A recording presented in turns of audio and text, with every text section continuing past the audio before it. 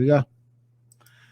Hey, welcome to another episode of the Blackout Tips podcast. And my volume's up too high. Hold on 1 second, everybody. No problem. Yes, Karen, make it even higher. Yeah. Oh, I'm sorry. Oh, it's fine. Hey, welcome to another episode of the Blackout Tips podcast. I'm your host, Rod, joined as always by my co-host. And we're ready on a Saturday to do some feedback. You might be thinking, y'all didn't do any episodes this week. Well, we did the feedback episode a week ago. And we still got a lot of feedback off of just that one episode. Apparently, y'all had a lot to say. People sent mad emails, and we got 2 voicemails. What was we talking about? It was that 5-star reviews. So we just figured rather than come back and try to do this 4-hour feedback show. Yeah, we were just like, let's just knock this one out. And hopefully it'll be short in this format, and then that way we don't have a 4-hour show next week. Right. So you know how we do. We're going to talk about your comments that you left on our website, your votes in the polls, whether on our website or on Spotify. We're going to talk about your voicemails, your emails, your 5-star reviews, all of that stuff. We love it. We appreciate it. We want to take the time out to give y'all our thoughts on it, you know. And of course, this is also the time where we shout out to people that gave us money, that went to the blackouttips.com, looked on the right-hand side and decided, hey, let me put something on it, whether one time or recurring, we don't care. We're going to give you your shout out. Yes, sir.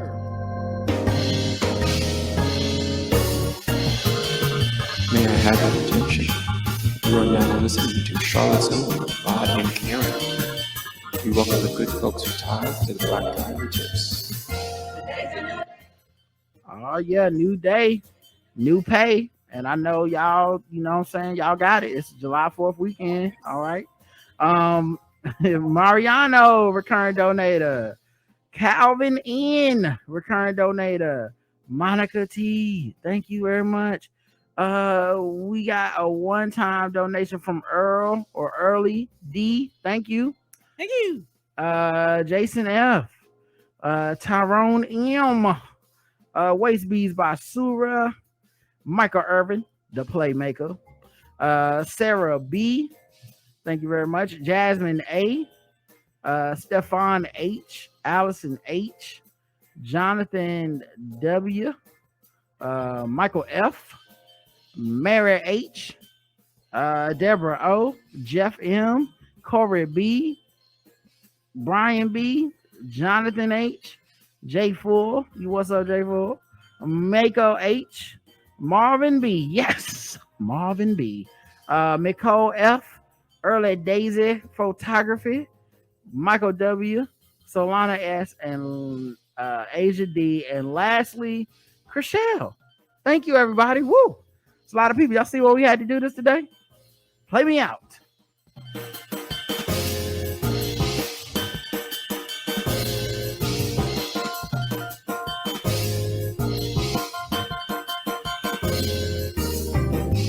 Who's getting funky? I see some of y'all that still ain't gave. I need y'all to go ahead and hit up the PayPal right now, okay? Well, the 2 or more gathered, okay? Some of y'all, you got a guilty conscience. You've been living in sin, not leaving us 5-star reviews or comments. Tell us how much you love us. But it's never too late to comment with that money. Never too late. We got 5-star reviews. That's always funny when the preacher be like, I'm about to hit that extra.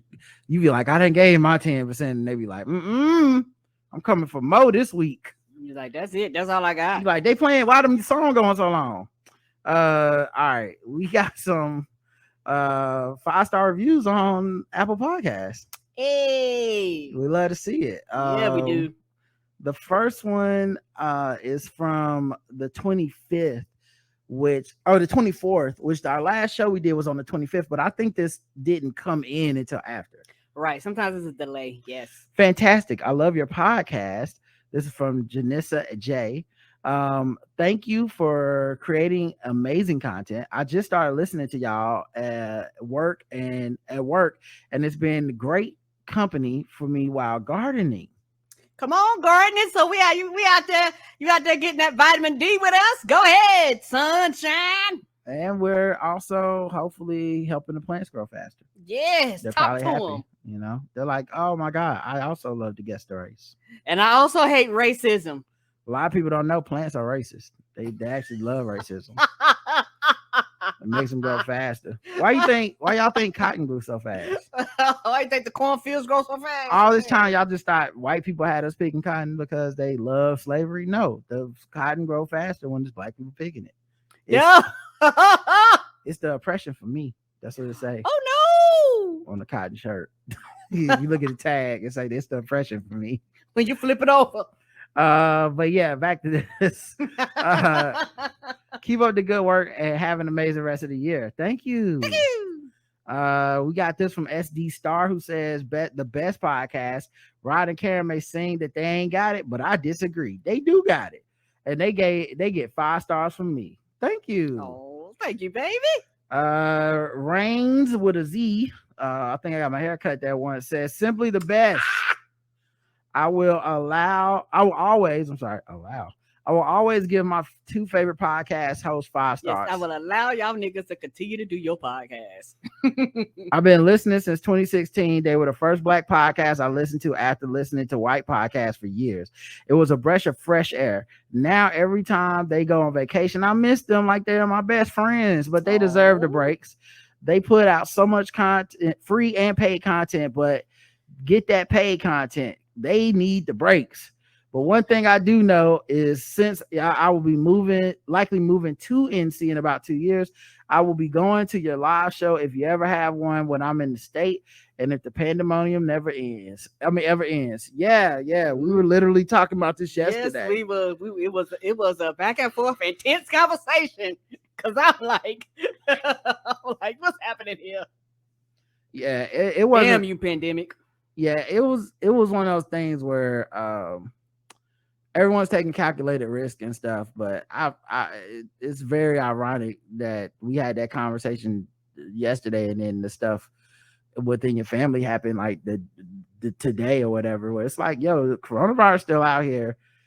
I don't feel comfortable making like plans to be in big groups of people with no mask. Right. I'm making my calculated risk. I just started going back to the gym, and even with that, I'm going on off hours. I'm going when I'm not around people, or if I play basketball, which I do plan to do at some point by the end of the year.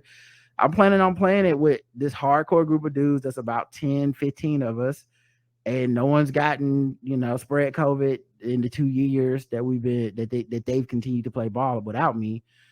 And I might play with them every once in a while, but I definitely don't know about a room full of people right now. Yeah, and it's one of those things where it's very frustrating and it's very irritating because it's like it's a rule as simple as what a mask would actually cut down on everything and change. And a lot of people just catching it now.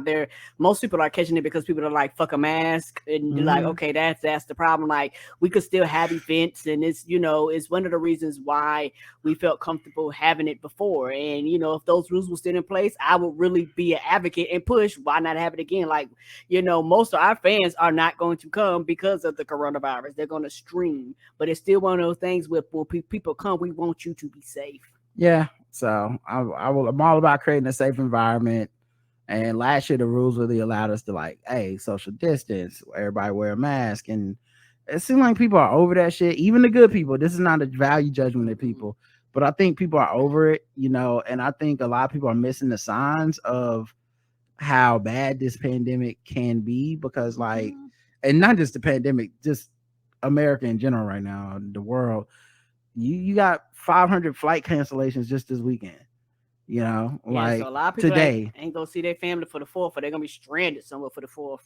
So you got like we're operating where we ain't got it. That's all. We ain't got it. Mm-mm. So I don't know. Well, I'm not saying I'm writing off the idea completely, but oh man, I like a little bit more stability and a little bit more I don't know, like people acting like we got some sense before I feel comfortable being like, yeah, we're gonna do it. But I do think we'll have a live show eventually, hopefully within a year or two. So but also the last one, I got married to leave a review. This from Leader 87.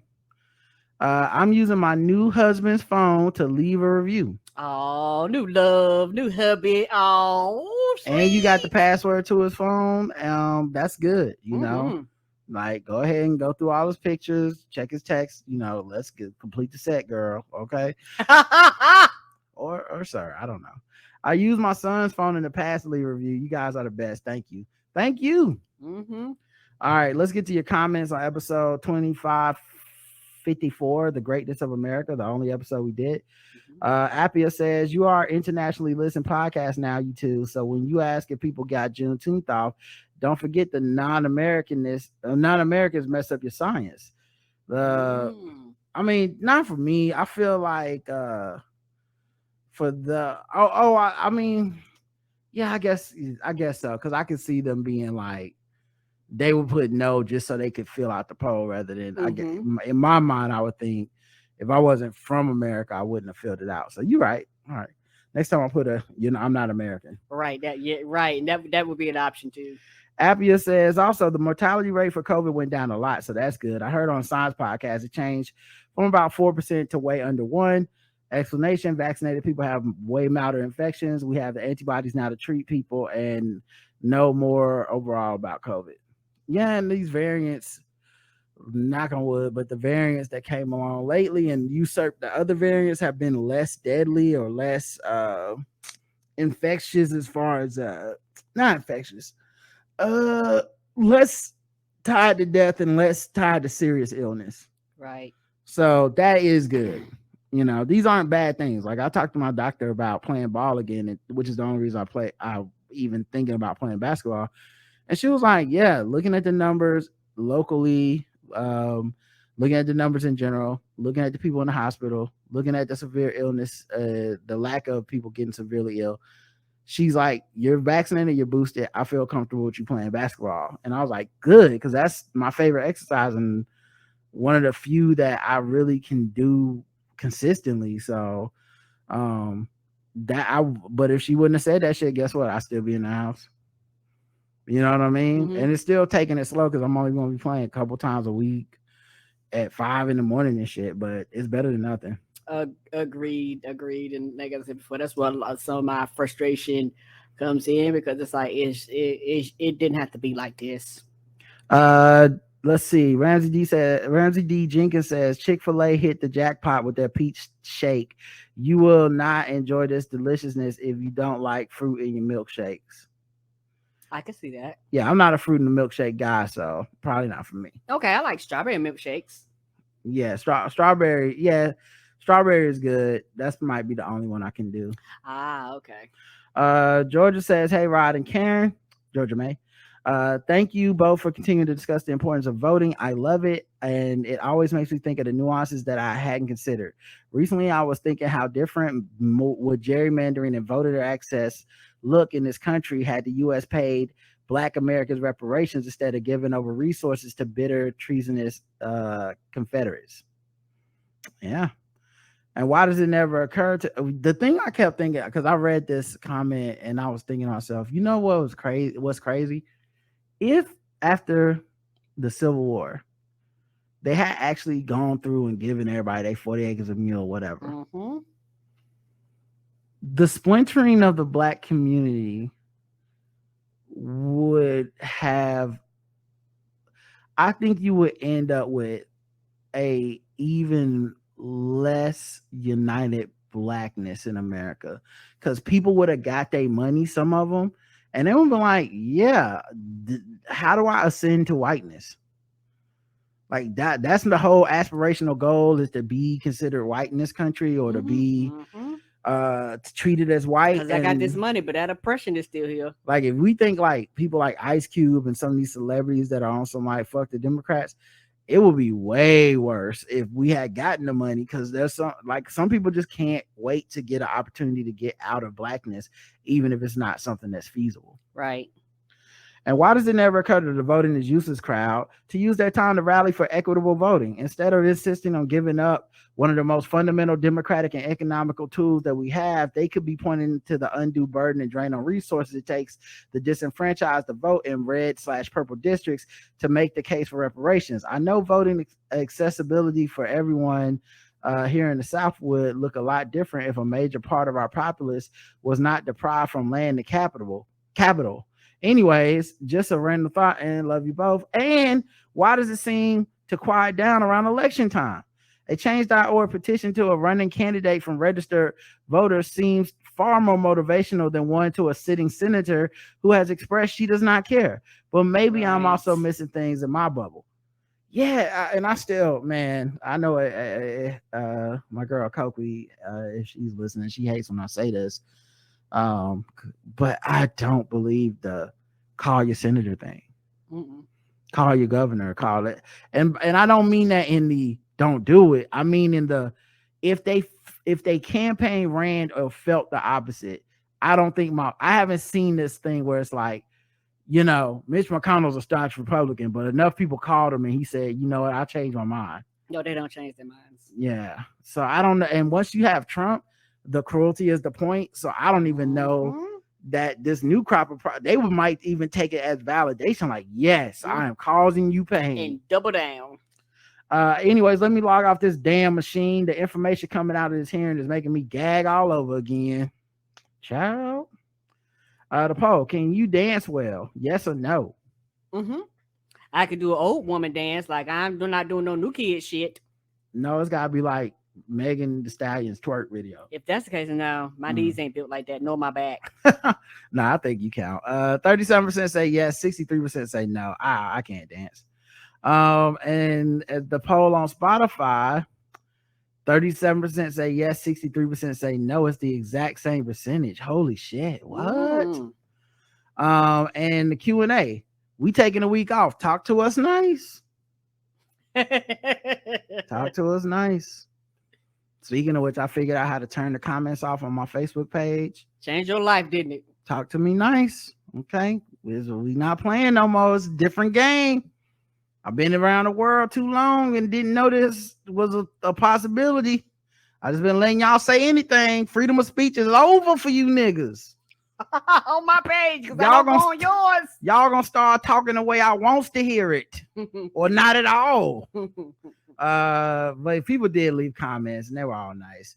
Y'all deserve, enjoy your time. That's what premium's for, said Harris. Aaron says, so glad to hear it. Enjoy the time off. May you be rejuvenated and refreshed. Roger says, yes, I hope you both rest and enjoy. Lee says, who approved this PTO? Apparently not them. Katie says, enjoy. We love y'all. Jeff says, Jeff in Japan here. Enjoy the week off. Love and thank you. Ms. Barnes says, have fun and drink your digits. M. Nicole says, enjoy your week. Chrissy says, I miss y'all already and it's only Sunday.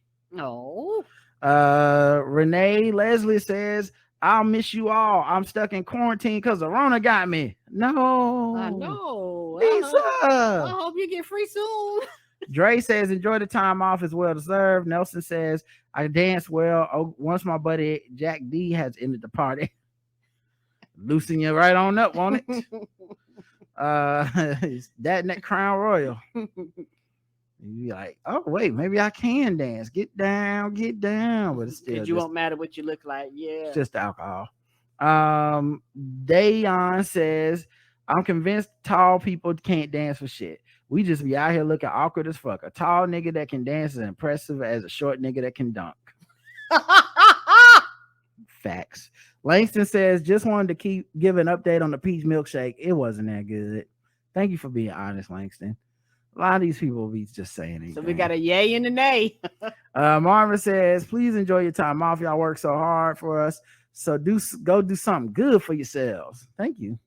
We work hard for the money. Mm-hmm. And next, let's get to the voicemails. We got a couple voicemails at 704-557-0186. Let's hear them. What's good, Rod and Karen? This is a faithful fan and true believer of the voices of Rod and Karen. for the people. I just wanted to come through, leave a voicemail to thank you all for all you do. Thank you all so much for making this world feel less crazy. And yeah, I love you all so much. And I'm so grateful for you. Stay black, stay beautiful, and keep, speaking truth to power. Thank you. Oh, Oh, that thank was you, just sweetie. nice. Thank you. you. Oh, Appreciate you. thank you. We got another voicemail, last one for the week. Came in yesterday.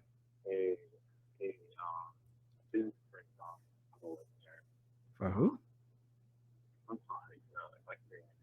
This one's low. I can't even hear him.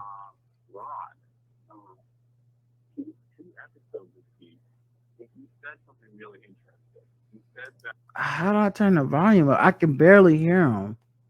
All right, maybe just be very quiet. Okay, we'll see if we can hear him. I'll try to repeat it back if I can make it out. But I hear them saying something about I said something very interesting.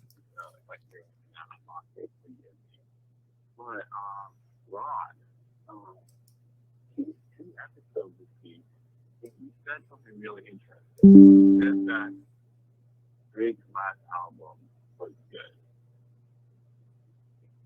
And he said, you appreciate Drake on his pop and not being his regular rapper.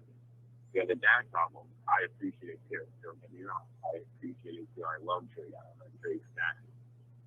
But that album was absolute garbage.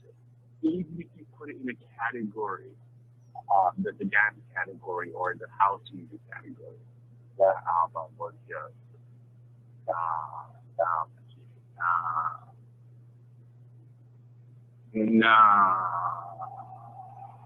I mean, people are still streaming because it's Drake. Yeah, it's a Drake brand, the OVO brand. He's gonna bring people. He's gonna bring streams. But that album was just That's all that I say, my guy. Stop promoting Drake album. But I love you. I love you guys. All the same. Thank you. Okay, so that person I think didn't like Drake's Drake album, yes. and they thought that I said it was good, and that they want me to stop. I think it was more of a joke, but yeah, I don't know. I told y'all what I do with the music, and I haven't stopped listening. I'll just throw it on in the background when I'm doing other shit. I'm not a dance guy. I'm not or whatever. But yeah, it's fine. I throw it on while I'm reading or some shit like that, and it's great background music. Whether he intended for it to be that's on him. But yeah, I fuck with it. And I don't recall saying it was like good or great or anything, but I just think that a lot of the negativity of media at this point is just that cycle that he talked about, which is some shit comes out, everybody hates on it because they think that's the cool thing, they think they could pile on, and then weeks go by and you see like the charts and shit, and it's like, oh, obviously people are listening to this. I don't know, when's the last time people didn't say a Drake album was whack? It's been years. I mean, they said the one he put out, the double album was whack. They said the one before that was whack. It's been about 10, 12 years. I don't know. This nigga's been running the game for like fucking 15 years, and at the same time being whacked the whole time, and nobody likes him. It doesn't make sense. And it seems like people only claim to like his music in hindsight. Like, oh, I hate this album. It's whack. This ain't what I want. And then 2 years later, like, album was good, but this new one is whack. Is whatever. But listen, what you eat and what I eat don't make each other shit. So totally understand if you don't like the album. Entitled to your opinion. Emails. Angela says, hey y'all, hope you had a fabulous vacation and had opportunity to really rest. Cue up the Karen B. Knowing music, please. I'm late commenting due to moving house and a couple of other milestone events happening in the span of weeks. Regarding Lizzo, I first saw this issue on Twitter when a white British woman castigated her for using spaz in her song. She had a snarky holier than thou, you obey me, I'm the one with the power tone in her tweet. She ended her tweet with do better. Yeah, and I think it's hard. I think, well, I don't know.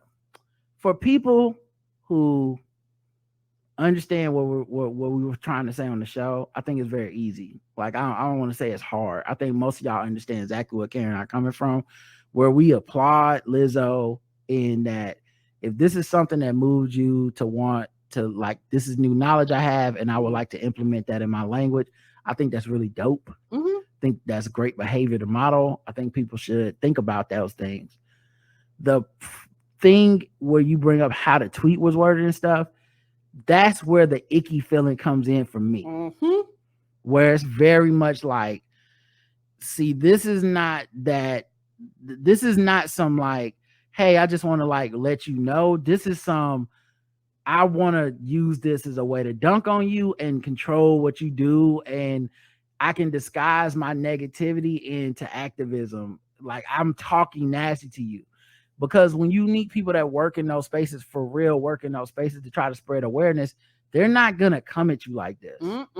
Because people don't respond well to that. Yeah, like you wouldn't come at somebody this way. You'd be like, okay, how's it's the McDonald's video. It's why are you filming the dude and putting him on blast and saying this is not a constructive way to solve a conflict in the first place?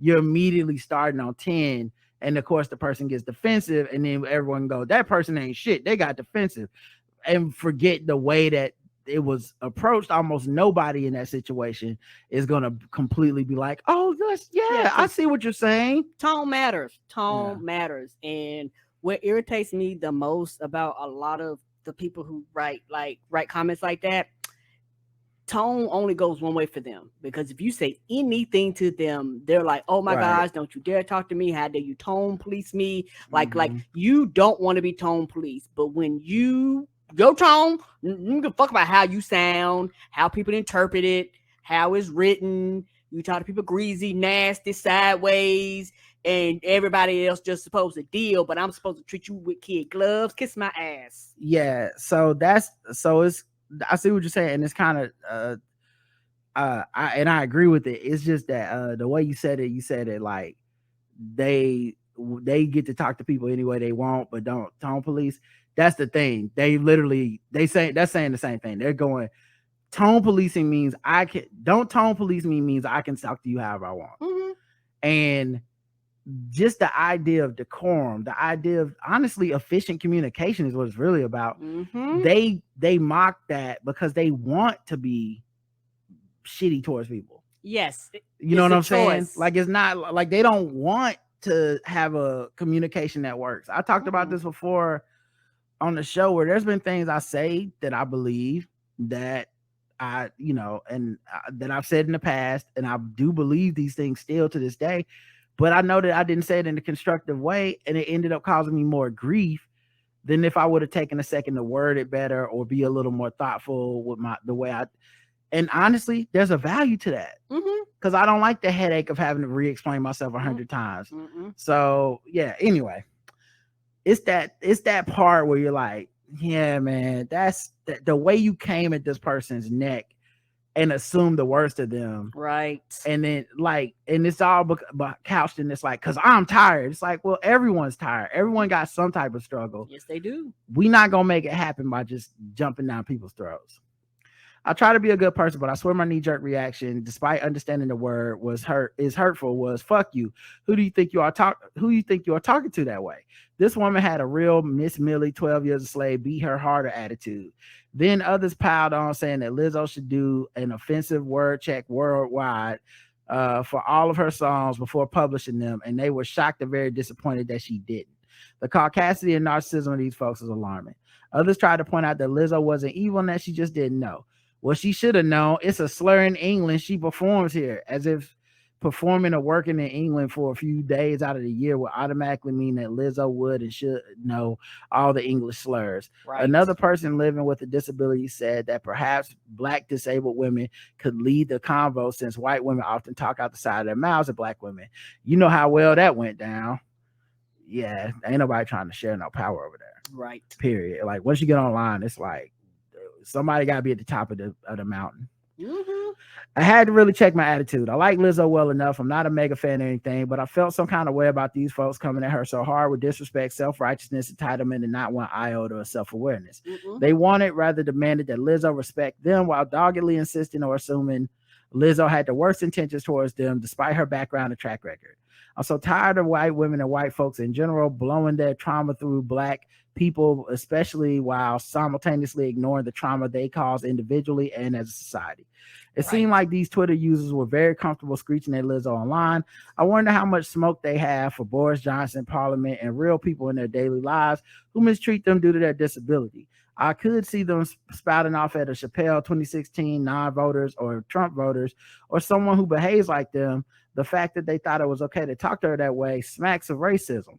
Thank you for the awesome shows and thoughtful and passionate discussions. Love you guys, Angela.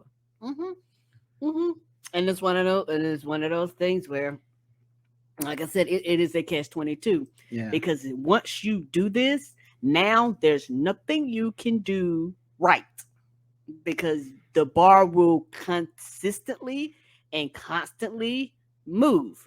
And every time it moves, that's what they want you to do. When they yell or holler, they want you to jump. This is why a large percentage of people just ignore the fuck out of them. They just ignore them because they only have as much power as you give them. She could have changed it on her own accord and not said anything publicly, and people would have been just fine. There would have been people that would have pointed it out regardless, but it would not have gotten to the point where it is now. Yeah, the acknowledgement is what a lot of people are after at this point. Correct. Because like I said, if she could have just changed the words, re-released it, redone, and people would have been like, oh, a new version came out, because people would have seen it got missing and came back. But it's one of those things, once you acknowledge like these type of people who a lot of times are not coming from a sincere place, it's not that these problems aren't real, not that these problems don't exist. You're not really wanting to have a real conversation. That's the problem. Yeah, and I'm not even saying it is racist. I'm just saying like there's people are bringing all kinds of shit into this discussion before it even starts. So you never really know is what I'm saying. And if she were to come from her place as a black woman and say, I don't appreciate you demanding what I do as a black woman, there would be people that would side with her, and there'd be people that would be like, how dare you do this, and so it's just a big mishmash. And everything is a choice. Like that person chose to talk to her crazy. Lizzo chose to change, and she can choose, not to do it again or to do it again. It's all choices, and regardless of what choice people make, particularly if you're a public figure, somebody somewhere ain't gonna like it. Shit, normal ass people, the decision that you make in your normal ass life, you always have somebody that don't like it. Juneteenth discussion. This is from Brownie Points, who says, hello, Karen and Rod. I apologize in advance for the long email. I've noticed a lot of black stereotypes have roots in envy, black features and talents, and suppression of prosperity, watermelons, and fried chicken. I put excerpts from linked articles edited for brevity explaining the origins of watermelon and chicken stereotypes. Of course, is racism. The watermelon originated in Africa, was brought to North America on slave ships and to Europe by the Moors. After emancipation, growing and selling watermelons was a popular business for free black people. The fruit developed into a symbol of independence and freedom. This provoked a backlash among white Americans, who then made the fruit a symbol of African Americans' supposed uncleanliness, childishness, idleness, and unfitness for the public square. The trope spread in the U.S. print culture throughout the 1860s and supported the post-emancipation argument that African Americans were unsuited for citizenship. I think we've talked about this before on the show, but I think we know that. Right, and it's was there more to the letter? Yeah, it's more. Okay, go ahead if I made my comment. Basically, they talk about fried chicken and how that was a means for black people to make money and have an independent economy, and then basically the same thing. Okay, and it's something you're not what you're saying is something that we are not oblivious to. You're not telling. Yeah, I don't think their goal was to be like, y'all don't know this. They're agreeing with us. Okay, this isn't like they're checking us. They're just saying, did y'all know this part about the fried chicken and the watermelon? It's a lot of that stuff does stem from slavery. You know, anything that black people ate or consume, even when it comes to spices, a lot of white people's, I forgot years ago, was they talking about spices and how we, you know, how we joke about a lot of how a lot of white people's food is flavorless and bland. A lot of that is due to racism, because when they bought them spices over, you know what they associate with them spices? Black and brown people and them others. So they say what we're not going to do is season our food, and it just went from generation to generation.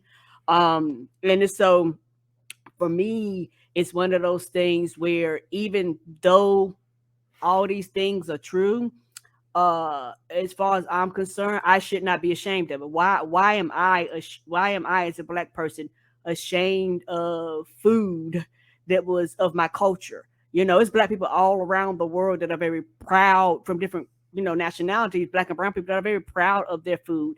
And, you know, depending on where their food comes from, a lot of their food stems from slavery and shit too. You know, but when it comes to African Americans, all of a sudden we got to be ashamed. We can't eat watermelon in front of people. We can't eat chicken in front of people and all this. I was like, why? You know, question yourself why. And people have died, and these were foods that our ancestors was raised off of hog milk and pig feed and things like that. A lot of the slow braised food that we eat now, look, the price of it is going up, because now white people are taking some of the stuff that we use as fucking leftovers to survive and sell them in 5-star restaurants and charge you 400 times the rate, you know, because now that's the thing to do. And so, you know, I refuse to be ashamed. I refuse to allow white people to dictate what I eat and how I eat. I refuse to, and also it's one of those things too, is we have such a diverse populace that when we do have these days and they introducing fried chicken and all this stuff, you do have people, this is the first time that they're introduced to the food. You know, just like for me, I would have never known certain foods and certain cultures unless they had like the days at the job, or maybe the days at the school, or maybe go to the restaurant. Like, people are introduced to these foods through people pushing it, going, hey, this is Jamaican food, this is blah blah food, this is blah blah food. And it's one of those things where, why can't our food be in the mix of these diverse diversity of foods? You know, like I said before, I really do think it's a lot of us and our insecurities and how we feel about slavery and all this stuff that make, which is valid, that make us jump and make us angry and upset and flicker every time anybody wants to bring anything up about our food.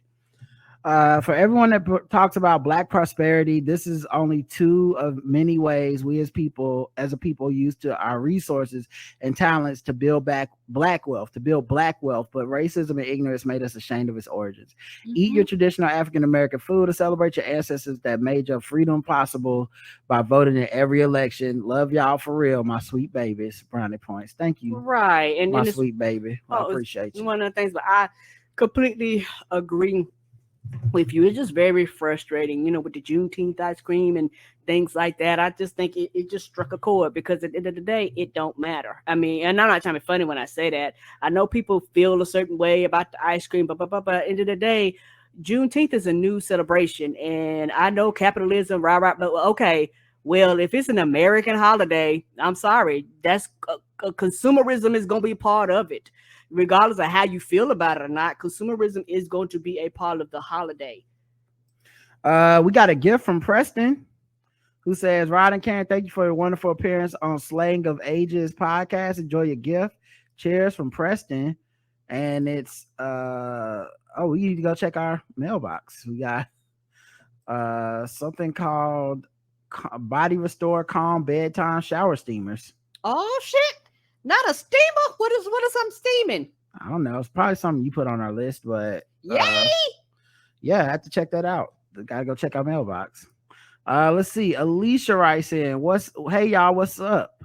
I ain't want nothing. And we were just on Preston's podcast. That's all I meant to say. It's called Slang of Ages.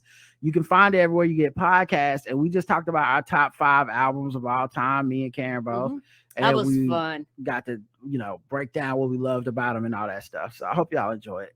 Alicia says, hey y'all, what's up? I ain't want nothing. I was just stopping by to see what y'all was doing, especially since y'all just took some well-deserved time off. Anyway, pulls purse up on the arm, steps halfway out the door.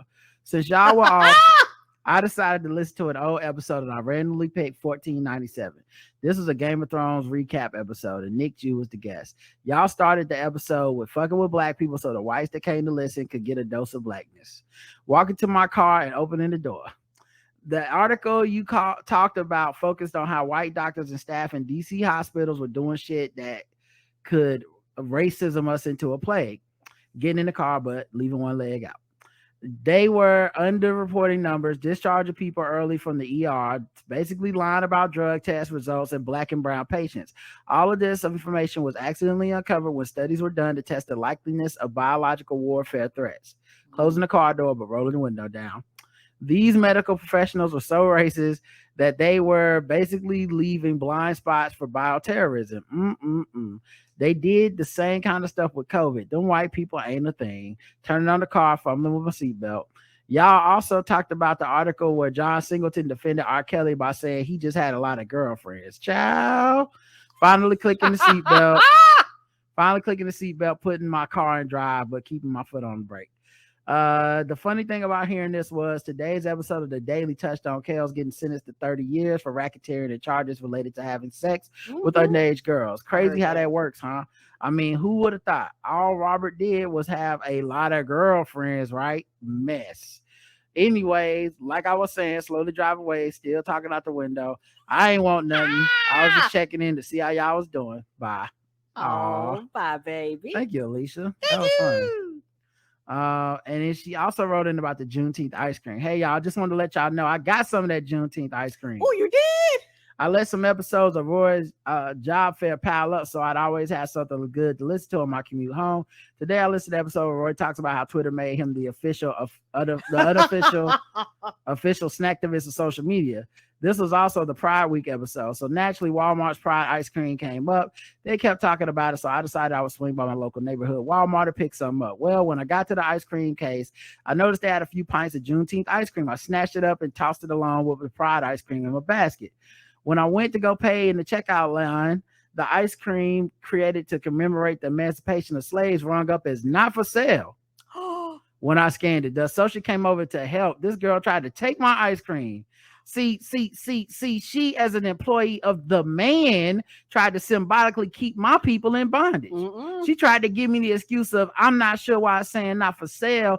It must be on recall. Girl, we all know what Twitter got this full from the shelves. You better put this price in there and keep it trucking. She tried to play me, and as an agent of the establishment, this coon tried to dismiss the fact a black woman like myself was trying to celebrate black freedom. Her solution was that I only buy the white chocolate flavored Pride ice cream and leave the Juneteenth ice cream. I think not, sis. Nope, I went going for it. You better manually make up a price and put it in there. Anyway, after she walked out, I channeled ancestor Harriet Tubman and went back to our hidden amongst the Star Crunch ice creams.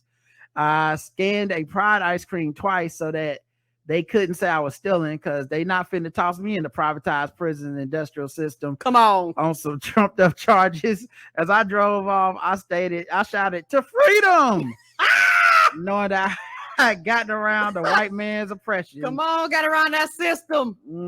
Good luck to you. I don't blame you. Okay, we all know. You think Harriet Tubman was walking around with a fucking nice shiny fucking dress on with a fucking crown on her head when she was taking slaves to freedom? Knowing that I had gotten around the man's oppression and used their own technology against them. Stay black, y'all. You stay black, Alicia. Thank you for the email. Thank you. Let's see. This one is from Celeste. Hi, Rod and Karen. I hope you had a good week off. Trying to start this letter with something common. Have you tried any new or interesting snacks or products or recipes that have brought you both joy? I love the pictures you post of things you have made. I haven't tried it yet, but I bought some Magic City wings from Gold Belly, which I plan to warm up at some point. Yeah, I can't wait to try them lemon pepper. You know what I'm saying? Gotta get that lemon pepper. When you open the box, it glitter pour out on you. I can't wait. One of the things I have found common most of the time is either cooking shows or looking at cookbooks or recipes online. The other is gardening. Okay, woo, what a fucking week. I've been so enraged by all the nonsense this SCOTUS court has brought forth this session. I have had a hard time communicating to others how dire and serious it is. People if they do engage, want some magic wand from Biden Harris to wave to fix it, which ironically is why even some liberals and black and brown people like 45. He told them the lies they want to hear, even when they know that it's a lie. Right. Somehow they paradoxically makes him more honest, make it make sense. Yeah, I was saying this on Three Guys On, man. The biggest thing we lost from the Trump administration, in my opinion, is there are people who are very politically active. They pay attention. They keep their nose down to the. They keep their ear to the, to the street. They always know. But because of that, the last 4 years of him lying and constantly, constantly gaslighting the country, and I don't use that term lightly. I really feel like that's what he did. Yes, he did. There's a lot of them that don't realize Trump didn't get much accomplished. And I don't mean that to like downplay what he did or something. I think he still was the most dangerous president of my lifetime and the worst one. But there's a lot of stuff he just would say. Yes. And then it wouldn't happen. Like he would say shit and write executive orders for shit. And then either the places he would demand to do the thing would be like, we're not doing that shit. Yeah, like, they keep it pushing.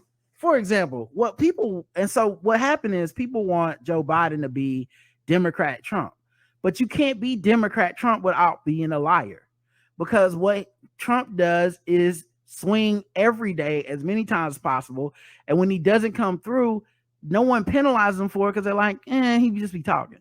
But if that was Joe Biden, they would penalize him for it. He'd be the most lying president. He'd be the worst president. They'd be like, why didn't he do the thing? If he just got up there and said, yeah, we're going to dismiss all the student loans, and then a month later it didn't happen, they'd be like, he lied. And Trump did that all the time. Did we build that wall?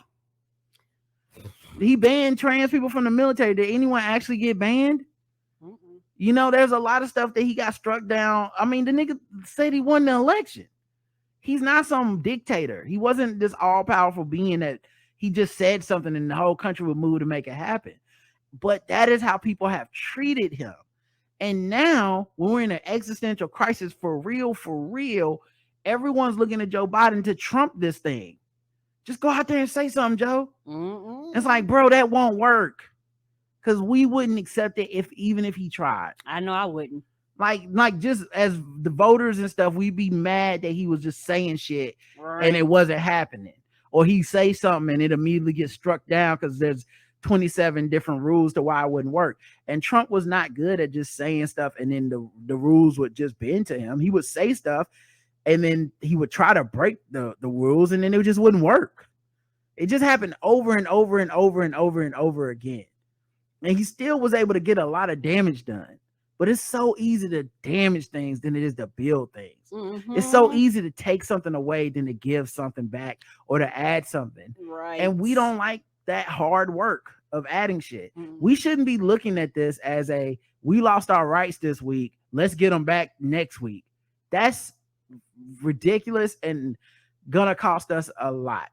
And I don't mean like we'd be willing to pay it. I mean, it's gonna cost us a lot of goodwill, a lot of momentum, because people are going to start looking at it as a failure if you don't get all these rights back tomorrow, when the truth is these motherfuckers fought for 50 years. Right, it wasn't taken away overnight. They fought for 50 years to get their goal. We want to fight for 7 days and quit. That's not how it's gonna happen. I'm trying to be patient about it because it's gonna take people out.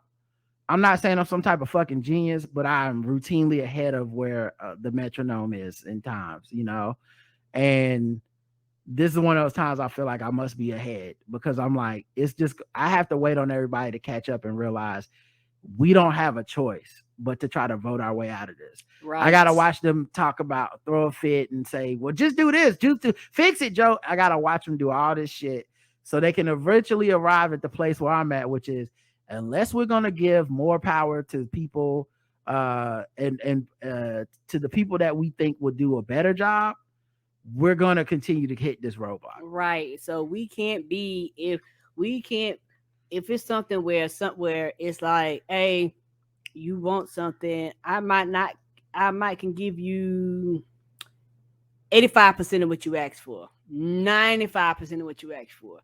Motherfuckers be like, I can't get my 5 bucket. And you're like, but you actually got 80 to 95% of what you asked for. you're willing to say fuck it because of 5. Well, and also in this case, it's just not about Joe Biden. Nobody told y'all voting for Joe Biden was going to stop the Supreme Court from being the Supreme Court. Nope. Nobody told y'all that. Nobody told y'all that it was going to stop Republicans from being Republican. Nobody said that. We were like, the country will be better and we can't afford more Republicans. That's it. He's done a good job of what he's been given, but people think he can just like talk his way out of this or say something and then all the white people will understand it. It's like, I don't think y'all understand white people. They are picking these things on purpose. Yes, they are. They're not misinformed, and you know, and a lot of them wanted this. You're not saying all white people, but if you look at the intersection of people that are celebrating this these Supreme Court things, it's a lot of white folks. Yes, sir. I looked at some legal experts to soberly give the lay of the land. Sherilyn Ifill for what is going on, and what she has been saying is really dire. Basically, they are accomplishing legally what January 6th was trying to do. Yep, and even more insidious because people are so either unintentionally or willfully uninformed. They are easily manipulated. The bots are back, so Russia must be in the mix, aided by simplistic minds, some of which are pretty sure are getting paid to cause chaos and confusion. See Killer Mike, Charlemagne, Uncle Luke, Nina Turner, even AOC. I don't know if that's true that they're getting paid or not. I don't know. I know that's an allegation, but I feel y'all, man. I see these people saying stuff that I find to be sometimes unhelpful. Sometimes I think they hit the nail on the head. Not Killer Mike and Charlemagne, but like AOC basically.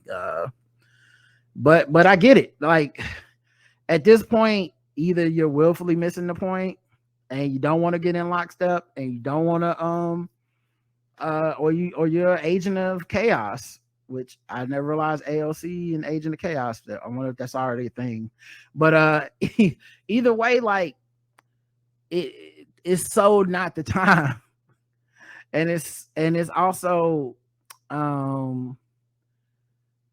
it's this thing where like they can promote, because they don't have the power and they don't have the responsibility, they can promote things that would be reckless for Biden to do as if it's not a big deal. Right. Because they know either A, he won't do it and it'll make them look better. Like I had to answer the whole time and he just wouldn't do it. Right. Or B, if he does it and it backfires, they go, well, yeah, he shouldn't have did that. Correct. Because there's no responsibility. Like my main one I keep coming back to, and I hope people remember this. A few months ago, he passed that or maybe it was last year even, he did the rent moratorium executive order.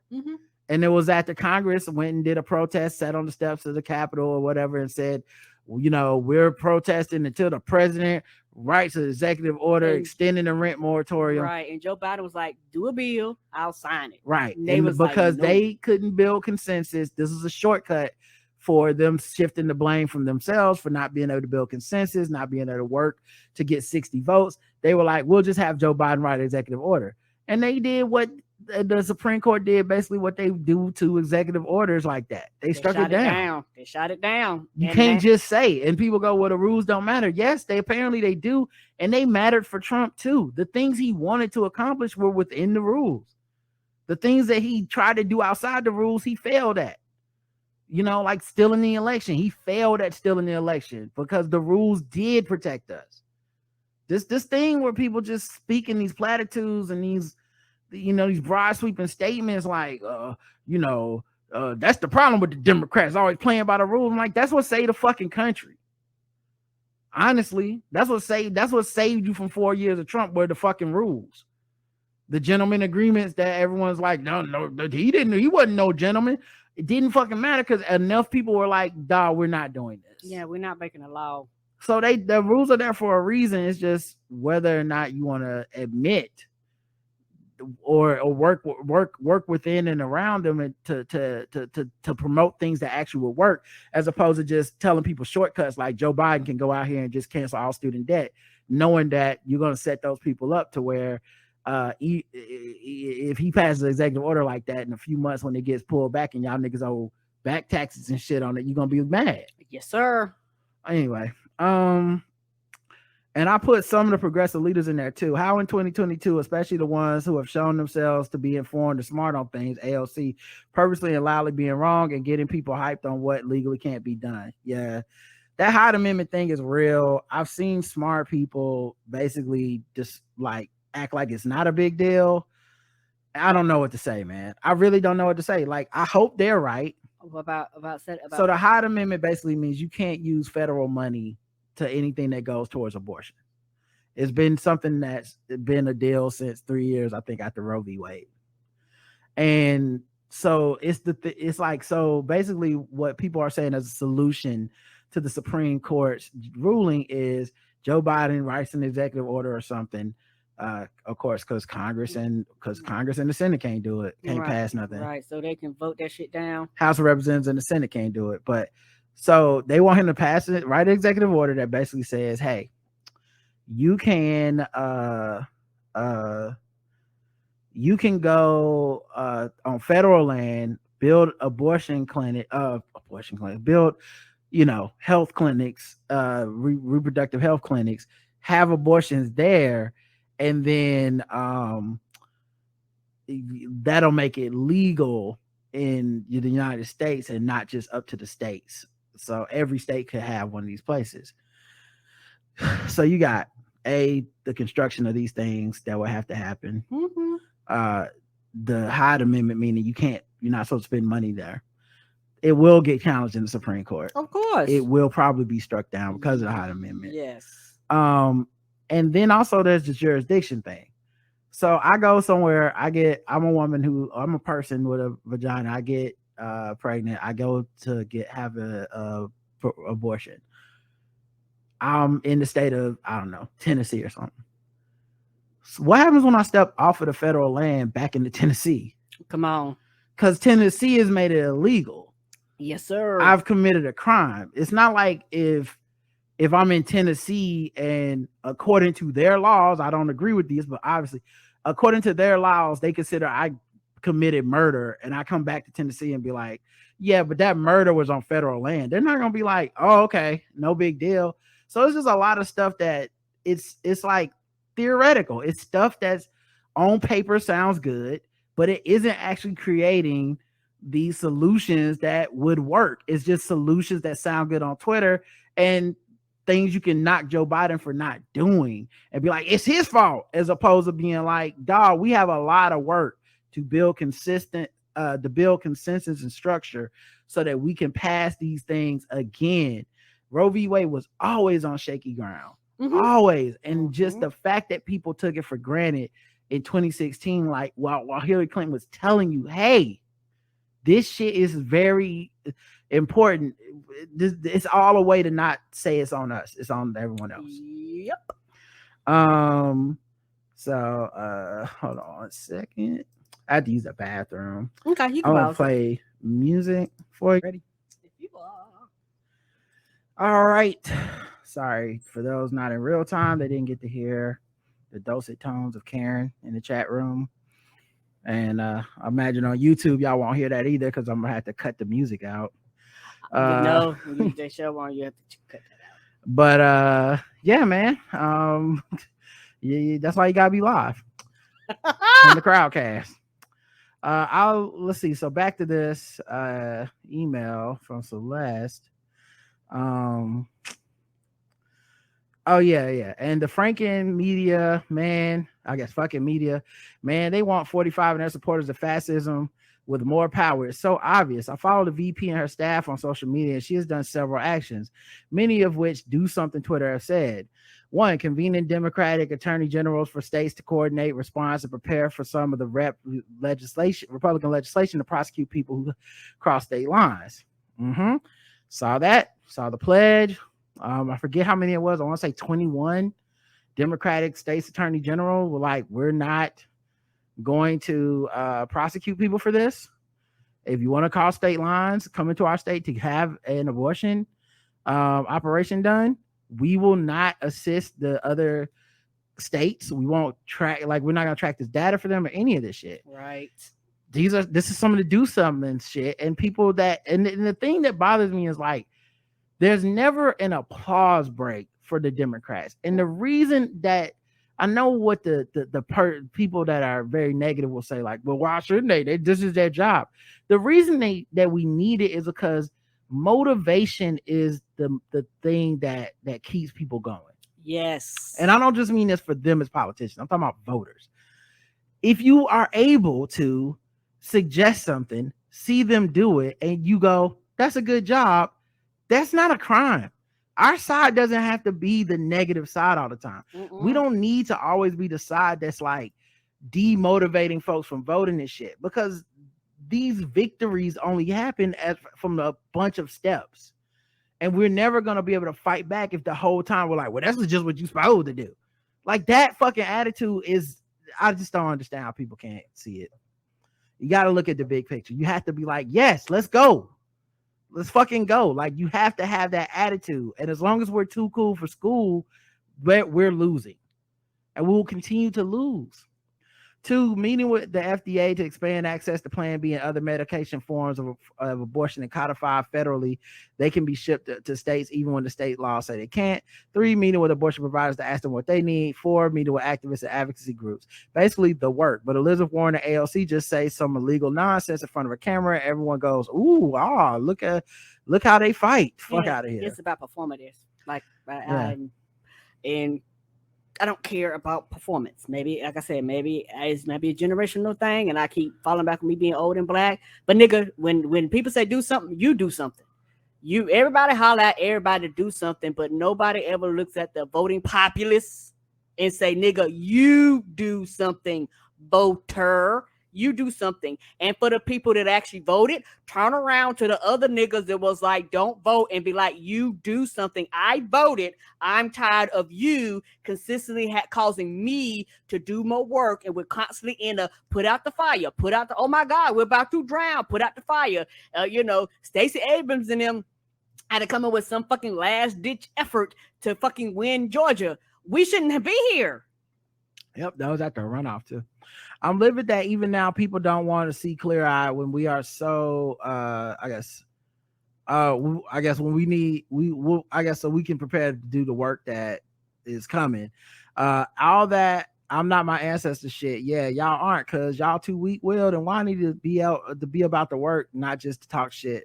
Right. But I do know people that are going to have to get their big girl, big boy, non-binary panties on and dig in, because of the cause of the inaction of 2016. We've been set back at least 100 years of progress.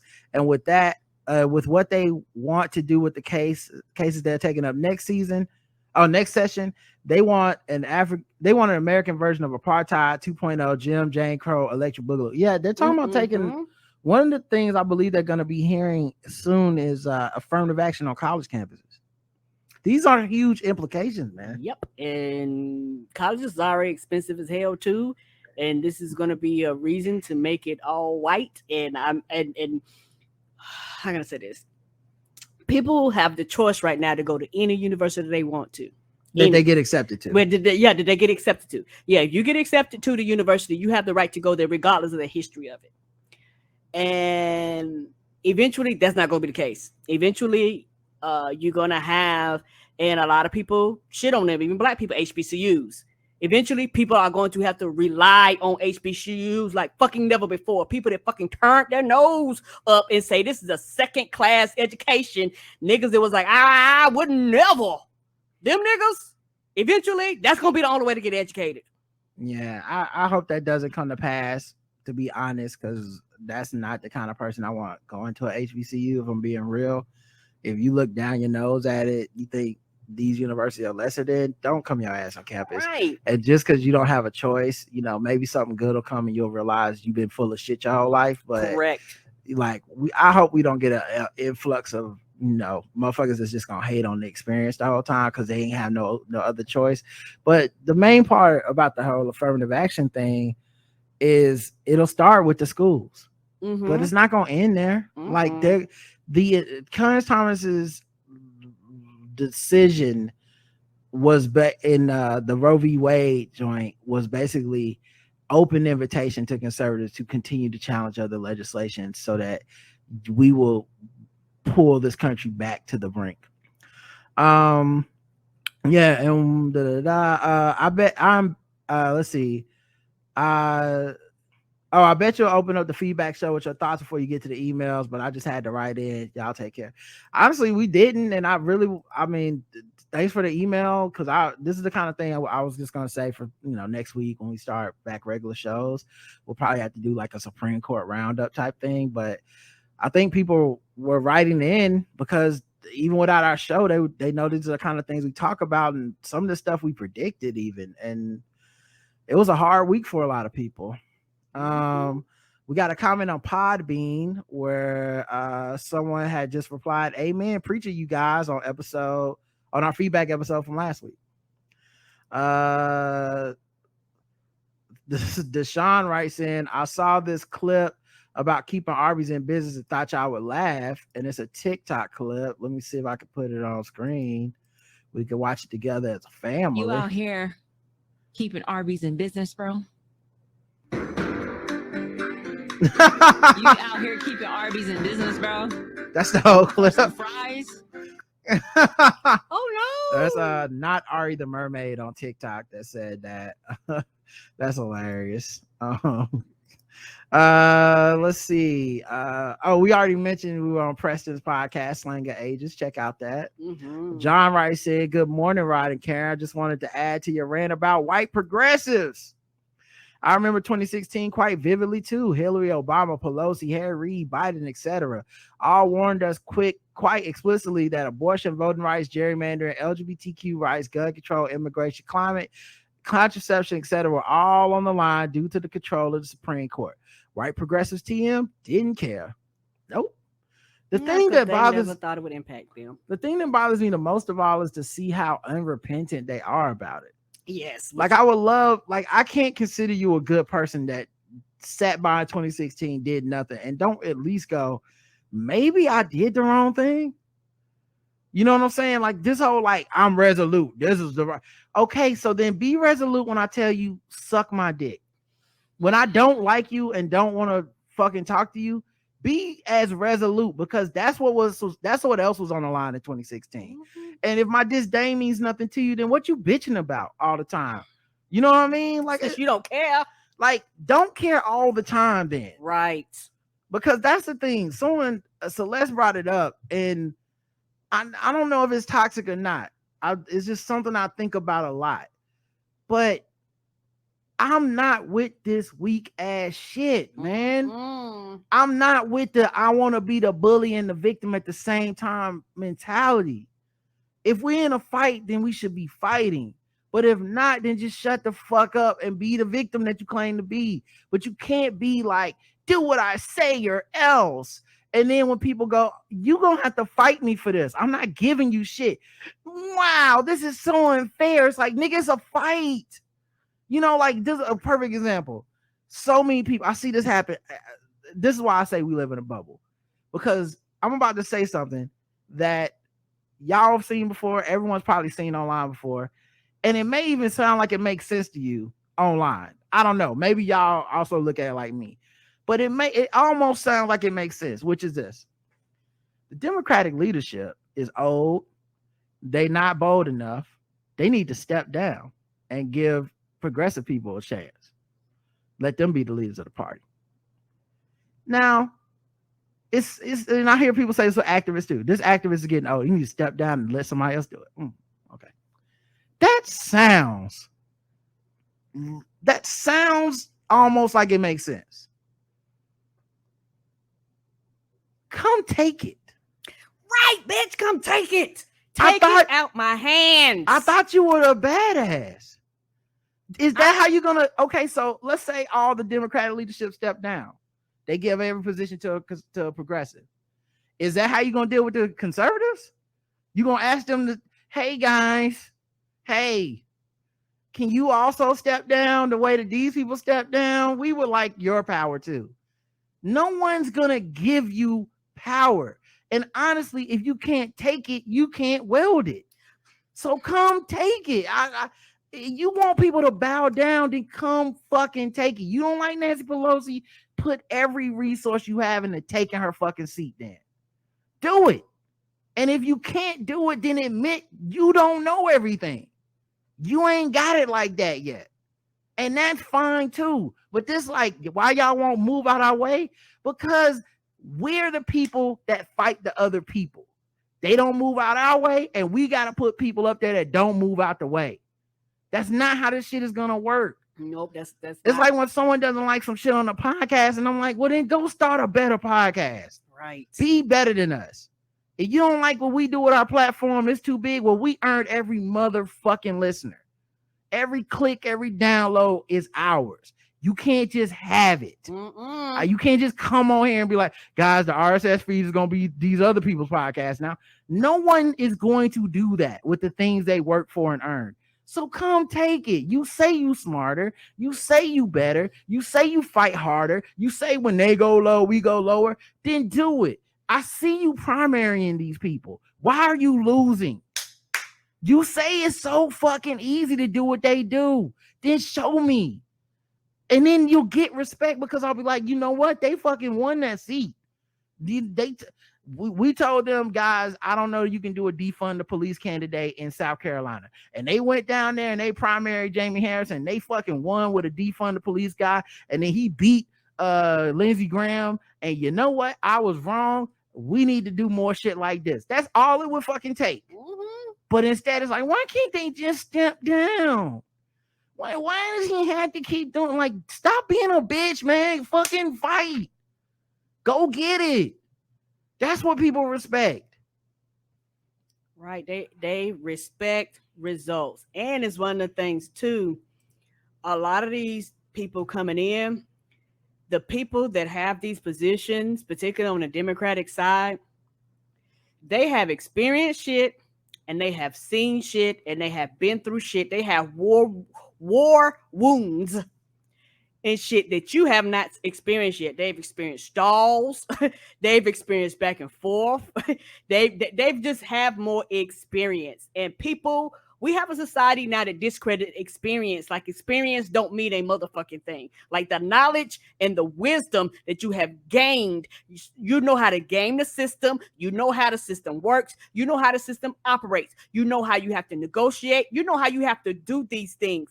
People act like that shit doesn't mean anything. Move, old man, old woman, whoever you are, get out the way and give it to me. And you're going to get up there, bitch. You know what? And you're going to make rookie mistakes. Why? Because you've never been in the position. You've never had that power. And a lot of times when something is given like that and you don't understand how it works, you end up fucking it up and making it worse. Yeah, listen, man. The thing that has happened, especially on our side, and I hate to say this shit in this way because it sounds like one of their talking points, but there's some validity to this shit, which is there's great power on our side in victimhood, right? Like, there's a power in being like, I was wrong. And if people have empathy, they will go, how can we help make you whole? That is good. It's a good impulse in people. I have it. A lot of us have it. The problem is, when you get into this fight, this other side don't have empathy. And they don't respect that. Nope. So you're not going to be able to get out here and complain your way into power. The reason that you think you can do it with Democrats, because Democrats are the closest to an empathetic side. But at the end of the day, if you're not fighting to take it from them, then you're just complaining. Yes. And if your number one tactic of complaining and not getting your way is, I'll just go home, I don't believe you can gain the things you say you can gain when you have power. You don't want because it bad enough. I can't afford to get behind a person that goes home. I remember 2 years ago, when it was time to run for office again, AOC was talking about how she might not do it. And I thought to myself, like, I get it. You're an attractive woman, very popular. You could go be a TV person. You could do a bunch of stuff. But if your whole thing is I'm fighting for your people, the people in my district, for higher office, to help America, I don't want a person that's like, I might go do some other shit as the person I want to put on my chest, dog. That don't motivate me. I need a person that's like, I'm here till the fucking job is done. Low key, being an 80-year-old motherfucker that's like, I'm fighting in this game is way more of a mirroring my belief system than a young person being like, I'm fighting or I'm gonna quit. Like, nigga, what? This is never going to be over. Do you understand? Right. Every single person that can hear my voice, we are going to die fighting, Mm-hmm. or we're gonna just get killed. Yes. There's not gonna be this day where like Republicans and conservatives chill the fuck out. We're gonna be fighting. Even when we win, we're gonna be fighting. This was never a one-time thing. I really don't know why. I don't know, man. I don't get how people can't see it that way. And like I said, maybe it's a toxic thing, but maybe you need a little toxicity sometimes, man. Maybe you need to be a little dirty and be like, I ain't no hoe, I ain't no bitch, I ain't no punk, I ain't no whatever it is that y'all, whatever it is, your word that you're not supposed to say, because they're all fucked up words, but you know what I'm saying? Like, you need some of that sometimes, man, because that's the only way to win, dog. Y'all don't like me. I hear you. You're booing. I came here to do a job. I don't need to be your friend. I don't need to be the most popular. Y'all gonna fucking do what the fuck we say. Yes, and it's also, I think, for particularly in the age of a lot of politics was not online. And you have a lot of people, a lot of politicians now that are kind of raised in the age of the internet. And the old school people like, fuck that internet. What I'm about is goddamn results. I don't give a fuck about these people online liking me. Most of the populace is not on that bitch. Most of the populace is out living their lives, doing their thing, might have an account, check in now and then. The bulk, the internet is a lie on certain things, y'all. It's a motherfucking lie. It will make you think that the whole goddamn world is on the internet. It is not. It is a over representation of a small percentage of people. Not that these people aren't real, not that these people don't have influence, not that these people aren't doing things. It is a simple size. It's a very simple question. Why y'all not winning then?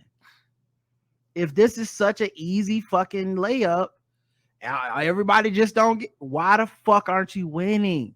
Why aren't your policies and your movements making inroads with real voters? Not just tags and bots and fucking, people that's gonna be on your social media that don't even live in your district. The other day, this dude was arguing on Twitter, like, I tweeted something and then I saw I wasn't talking to these people, but you could see everyone going back and forth from my mentions. And I think they just did a new feature where you're gonna tag that shit. But anyway, these people were going back and forth, and I saw it like a day later or something, and was like, okay, but what about this or whatever? And this person like, yeah, but AOC should do this, that, and the other, and da-da-da, and AOC can do this, and AOC, this is why she should be the one running the party. And I clicked on their profile a few tweets in. This nigga he lives in Brazil. He's not American. He don't even vote here or go here. That's my point. Online, it can feel like, wow, the people really want her. In real life, this nigga can't vote here. Right. I don't even need to be talking to him. No. And guess what I did? Stop talking to him. You have no say. There's nothing you can do. You could just be online upset. Why would I let that make me upset? Have a good day, you powerless son of a bitch. That's what the fuck the real problem is. So, like I said, I need people that's gonna fight for the power, because I'll definitely line up right behind every progressive. Just go win the fucking offices. Stop complaining when you lose. Like, it's rigged, nigga. Go win them goddamn votes. Go out there and talk to them people in black ass South Carolina. Talk to them on the ground for real, for real. Don't just Jim Clyburn. That nigga Jim Clyburn is never gonna give up. Go fucking rest the shit from his hands. You claim he's old. He don't know nothing but me. Or maybe stop and see what he did and see the work they put in and go, damn. That's actually 40, 50, 60 years of legwork on the ground in his community to get that power. I need to put that in and stop just using hashtags and t-shirts. Right, because the thing is, a lot of older people lay a blueprint down for people to follow, and people go, fuck you and fuck your blueprint. I know better. Cool, you got it. And my thing is results. I want motherfucking results. And like you said, I don't know nobody that's gonna be like, here, you can have it. Bitch, if you want my seat, rally, do what you got to do, and take that motherfucker from me. In 2008, people were saying the reason Obama won was because his ground game and his social media game. Right? by 2012, 2016, people were telling me this is a dumb man that doesn't know shit, that doesn't know what he's talking about. We shouldn't listen to him. Okay. This motherfucker was the one telling y'all, like, hey, that defund shit not gonna go like y'all want. Wow, this coon ass, da. Okay. Well, what about him being right? When are you gonna have that moment of like, well, what should we say? Because How should we rephrase this? Because that's what you do with wisdom. You don't just throw it away. Like, fuck this nigga. Okay, well, we lost. Now what we gonna do? You know what I mean? Like, there's consequences to these wrong decisions. Anyway, I didn't even get into this whole thing, but just I don't get that whole whiny. I feel like the whitest thing in the game right now is the do it our way or we're gonna go home. That feels like there's nothing whiter than that. And when I hear anyone talking that way, I just immediately disrespect them. Yeah, and I think for me, it makes me angry because I was like, well, bitch, what you gonna threaten me with? Nothing. You were doing nothing. Yeah, it's it's a tantrum essentially. You weren't doing shit before. And it's not just a tantrum, it's a tantrum to fly the plane. You see what I'm saying? Like, there's a tantrum. People have tantrums all the time. Mm-hmm. We all get upset. You listen to this podcast long enough. Right. We've probably been upset this episode. Mm-hmm. But there's a tantrum to fly the plane. It's different when you like, I don't like what's happening. Okay. I want to fly the plane. Let me fly the plane. Like, no, you can't. What? So you can kill everybody? You can't just fly the fucking plane. Okay, well, if you don't let me fly the plane, I'm gonna open the door and jump out right now. You're like, that'll just make the plane crash. I don't care. Why do you think I'm supposed to look at you like you're a good person and you better than me or you got some type of high moral ground? No, we gonna beat your ass and strap you to your seat and you just gonna be in this motherfucking plane with us. Right, man. That's what's gonna happen. So it's just, that's what's wild about this shit. Anyway. They had no interest in talking about the importance of protecting abortion rights. Then even claimed it was blackmail to bring them up. They encouraged people to write in Bernie, vote for Jill Stein, or not vote at all. Mm-hmm. In 2018, after we miraculously took the House back in a blue wave election, Republicans were going all in on voter suppression and passing horrible abortion restrictions.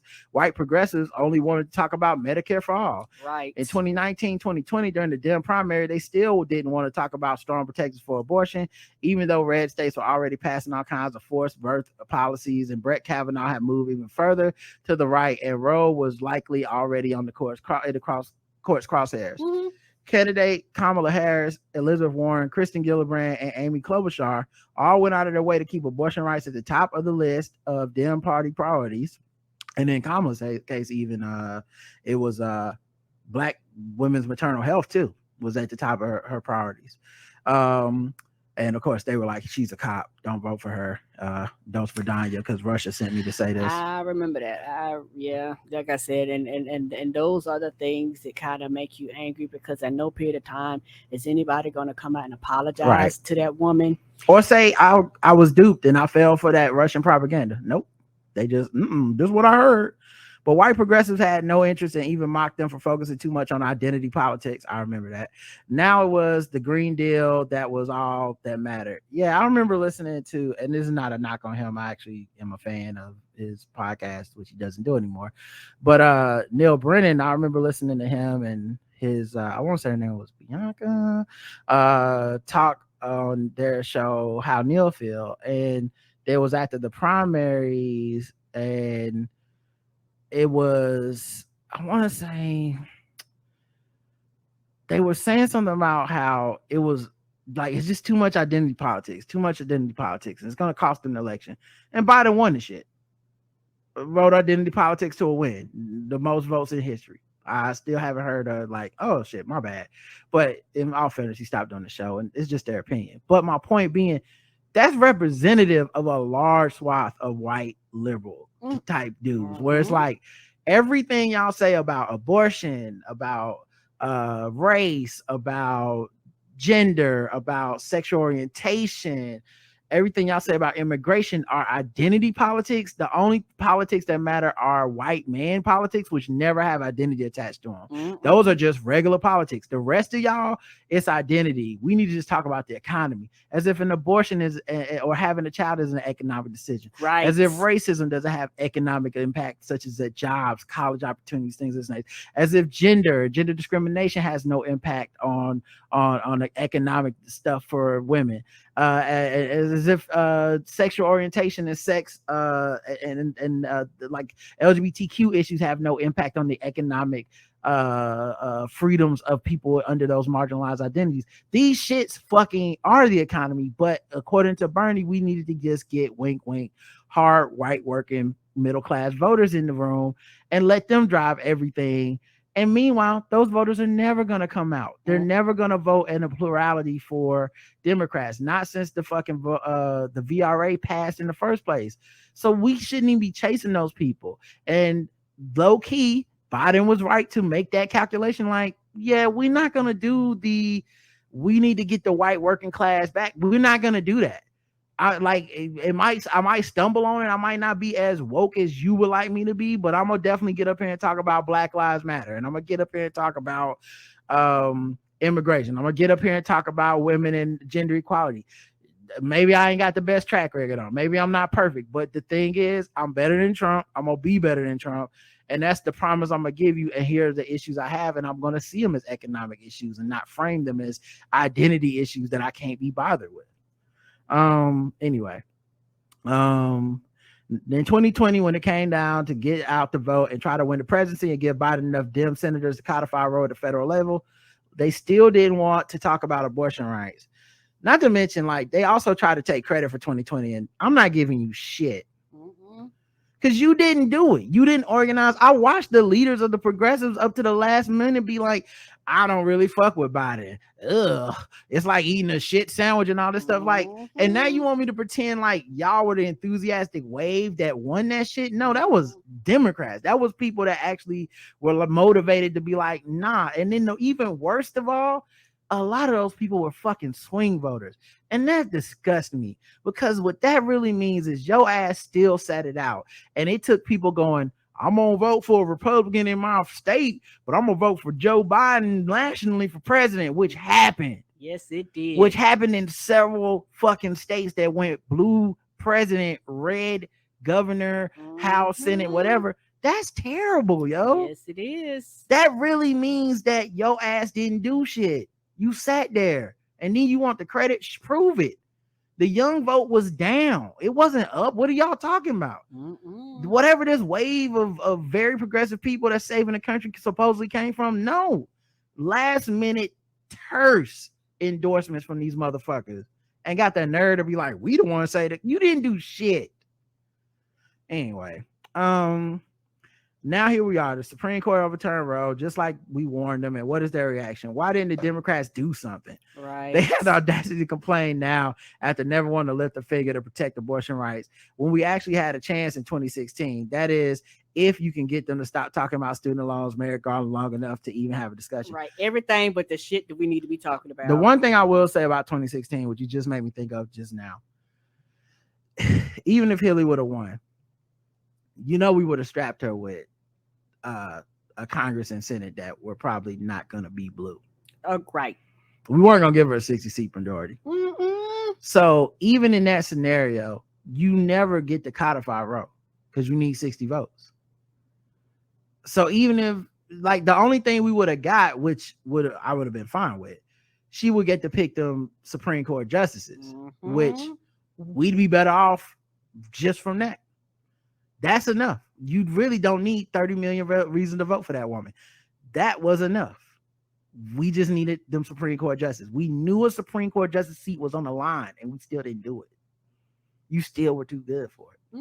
What about her emails and the sexism and all the other shit? And, we not the same. Yeah, and you know, and it's also one of the things too, to where a lot of people, and I wouldn't blame Hillary Clinton for being mad at the country forever, how sexism and how the shit her husband did and how super predators when she couldn't even fucking vote on the issue, how all that shit mattered when she was basically like, y'all do know what's coming down is really, really fucked up. And you know what y'all do now? Y'all play clips of her saying the shit versus goddamn voting for her. And that's the shit that actually mattered.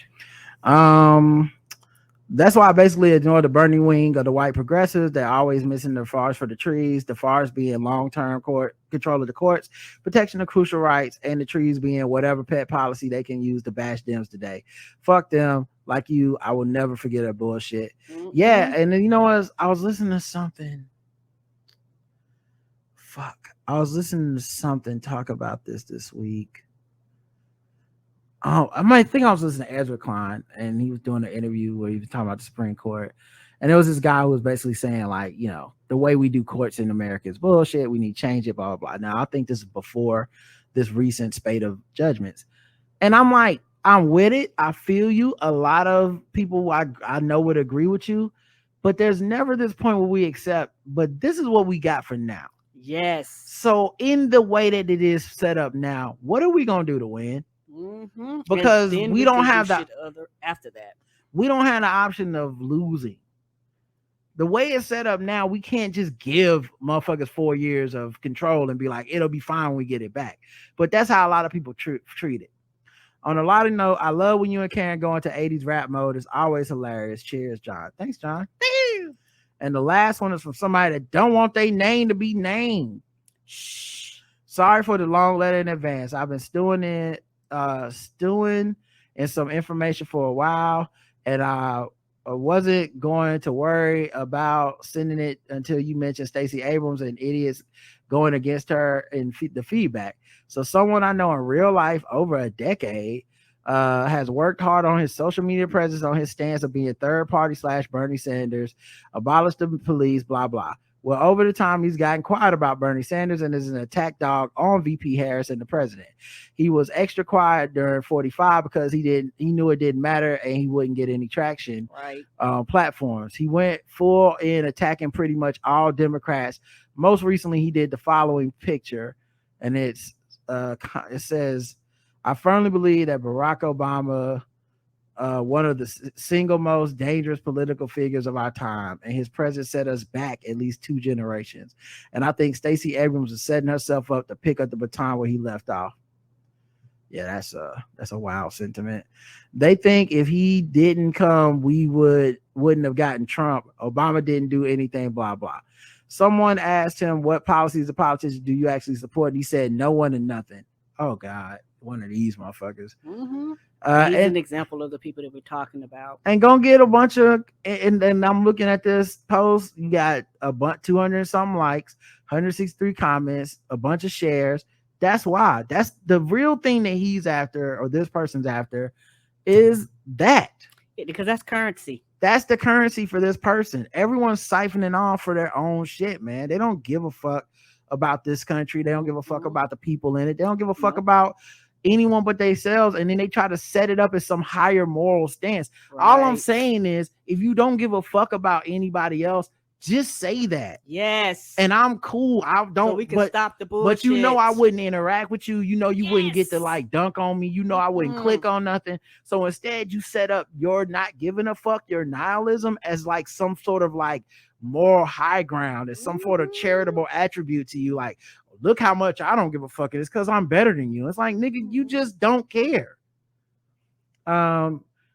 He is the exact definition of a person that truly doesn't care about the people and wants everything to burn. But I guarantee you, this person will put themselves up as, I care about the people so much. Black Lives Matter, all the hashtags, all the shit.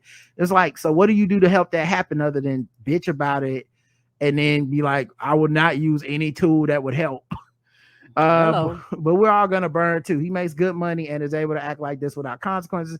He has the nerve to act like he's smarter than all of us for not voting and demotivating people to vote. I'm sick of this shit, and people like him.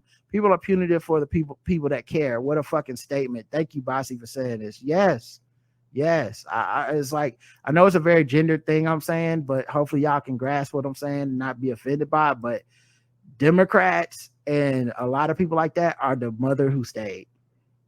Yes. Mm-hmm. They're the mother who stayed. So you get all the anger for the other parent, all the blame for them not being there, all the frustration is all targeted towards you. Yes. You better make all our dreams come true or it's your fault.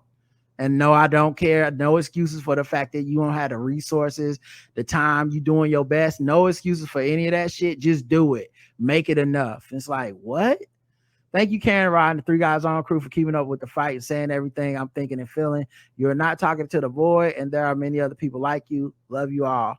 yeah, thank you for listening. And I don't even know what I consider it, man. I feel like somebody need to. This is our job. This is what we talk about. This is the things we say.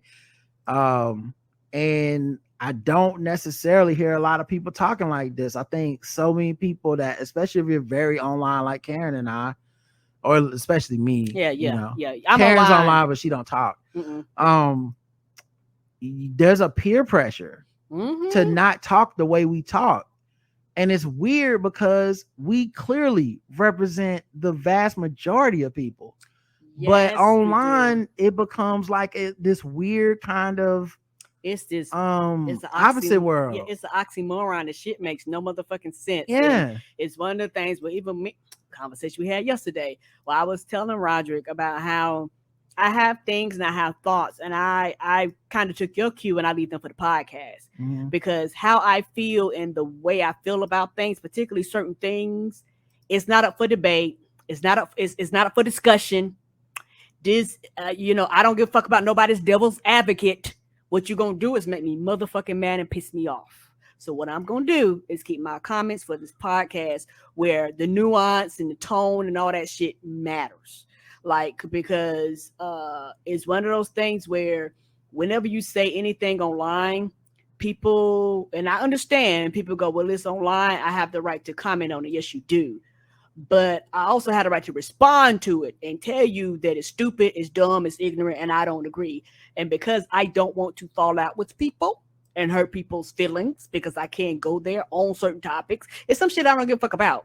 But there are people that actually, their thing is to troll. Like, their whole thing is, I'm going to troll this, or you brought up the topic that I've been arguing with people about all day long. So I'm just going to ignore basically what you're saying and come in here with the arguments that I've been having with people online, disregarding everything that you said, because this is the shit I do all day long. And that's the part of social media that pisses me off and makes me mad and makes me want to cuss bitches out.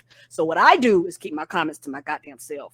Yeah, I was looking at New York State's primary today because you'll often hear people online be very upset that South Carolina and some of these southern states went for Biden, and they blame us, and it's your fault that this happened. And y'all, why'd you pick him? You should have picked the most progressive person. And then I went and looked at that shit because I said, okay, y'all claim that y'all more liberal than us. Biden won New York 65%. And I don't really care when you get the vote because it's still your chance to have your voice heard. I know people that voted for Bernie last 2 years ago in New York, and they went and voted for Bernie, even if they were like, listen, I'm going to end up voting for whoever the Democrat is, but this is my chance to have my voice heard. And the thing is, online, it would have been the opposite. Everywhere you looked online, he was the least appealing candidate. He was clearly, he's too old. He's seen now. All the Russian propaganda, all the Bernie bro talking points were floating constantly to the point where even I was like, I guess he can't win. Everyone's saying he can't win. I'm gonna go in. I guess I'll go with Elizabeth Warren. I like her policies, blah, blah, blah. Elizabeth Warren got her ass kicked in Everybody North Carolina. Got smoked. This man, with a plurality, a mandate, beat these people. And I think when you see that, instead of shitting on it, you should be going, what is he doing? What is he saying that is making his message much more effective than the message of the people I agree with the most? Right. And what can we learn from that so that doesn't happen again? Instead of just being mad at daddy the whole time or being mad at mama for staying and trying to use our empathy against her, fucking show me what is the blueprint to win. Because it can't just be this thing where you throw a tantrum every 4 years. It ain't working. No, it's not. And rights still get taken away. And Bernie is the biggest, he had the most following of people for the tantrum thing. So in my opinion, for the apex of that type of approach to winning presidency, he's the best shining example we have. And he got smoked. So if that's the case, what do we need to do differently so that we don't get smoked with the progressive ideas that we believe in? What are we going to do differently? Cause like that's the thing I want. I'm definitely a Democrat and I'm definitely progressive. So why the fuck are we having such a hard time with our ideas, and why are we ready to go home and quit on the country and as if we'll be fine while we claim to believe all this shit, knowing they will put the country in peril and put ourselves in peril? Mhm. There's a disconnect that's happening, and we keep talking about it's the Democrats messaging. Well, why is the progressive messaging losing to the Democrat messaging that you claim is so bad? Right. Like you're driving from the back seat, but nigga, you in the back seat. How you get in the back seat? Think about it. All right, y'all. We'll be back later in the week. Thanks for listening, everybody. We appreciate you. Thanks for the feedback. We didn't check the mail, so no mail to open up. And this ended up, we did one show and still ended up giving y'all an hour and 40 minutes. Okay. You're welcome. Until next time, I love you. I love you too. Mwah. Bye, everybody. Have a good night.